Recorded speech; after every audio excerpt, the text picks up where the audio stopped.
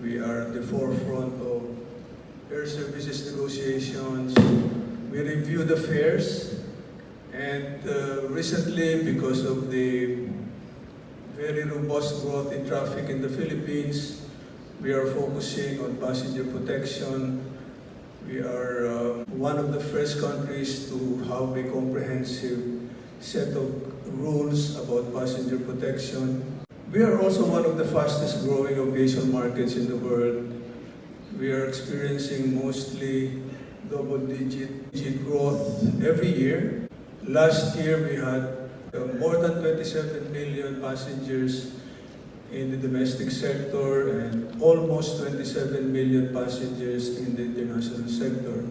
So that we had more than 54 million passengers in 2018.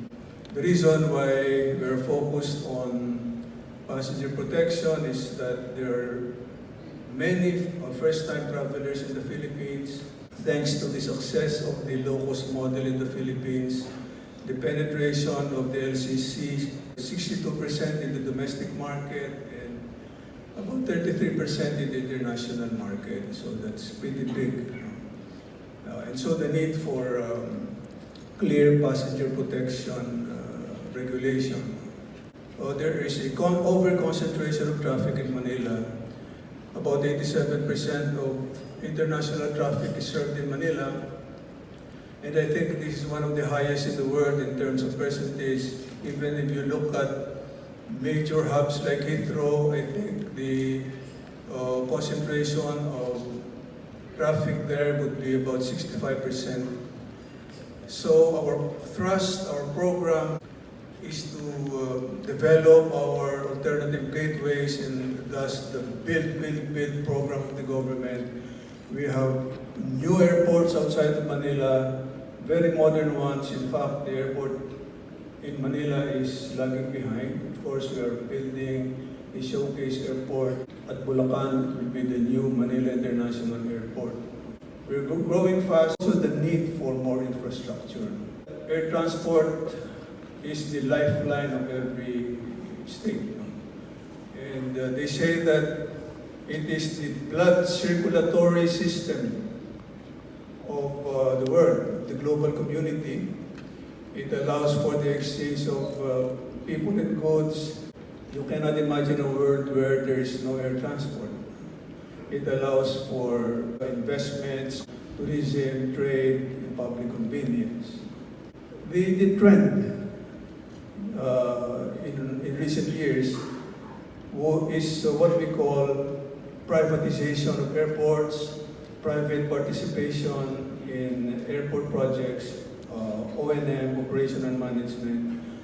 In reality, when you say privatization, it connotes ownership by a private entity of an airport infrastructure. The more common mode of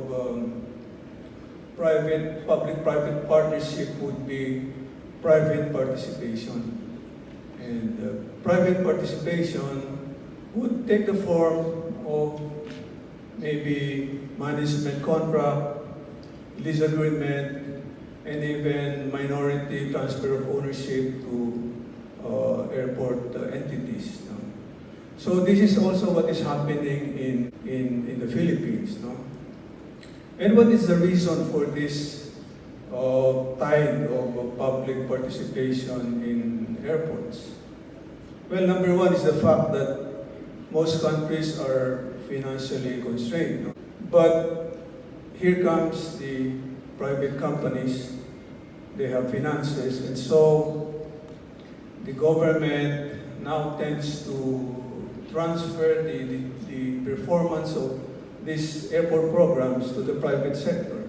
And another advantage for the government is the fact that a profitable airport generates revenues for the government.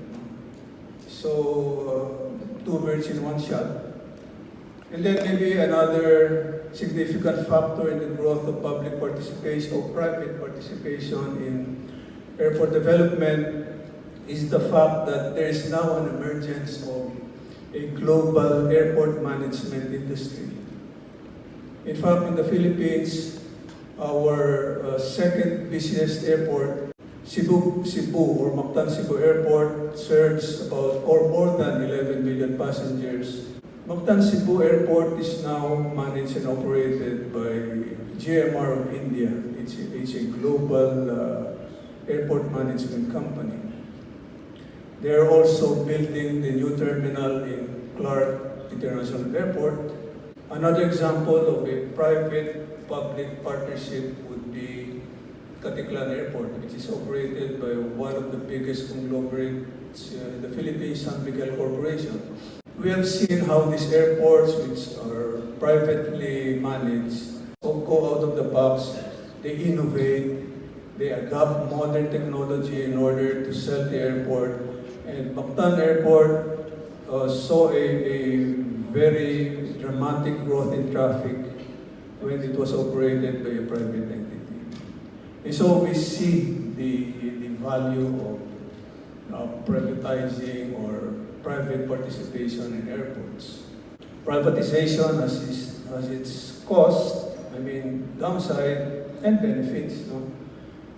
Because when you allow a private entity to operate an airport, the operator would be prone to abusing because it's profit-oriented, then there is a tendency unreasonably high charges, discrimination in access to the airport, and other problems. There would be competition, there would be reasonableness in charges, there would be protection for the users of the airport. And as a member of the ICAO, we adhere to these principles. The Civil Aviation Authority of the Philippines is tasked under its mandate to fix the user charges for the airports, navigation facilities, and the issue also permits for private airports to operate. ICAO requires an independent body exclusively doing airport regulation, because whereas the ICAO allows private entities to operate and manage airports, the responsibility for adhering to the principles of the ICAO rests with the state. And so the need for an independent oversight agency.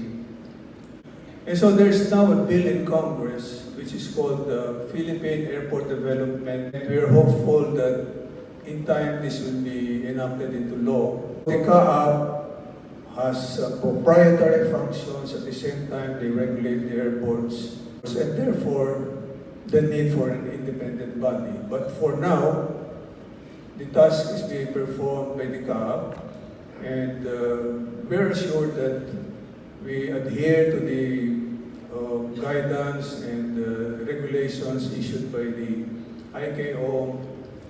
And what are the hallmarks of these regulations of the ICAO? With regard to charges, there should be transparency, it should be non-discriminatory, it should be cost-related, and lastly, there should be consultation. We're developing our airports, we're growing our tourism and investments. The aviation industry will continue to propel world economic growth. In 2018, I think there were about 4.1 billion passengers. No? 10 years ago, it was about 2.7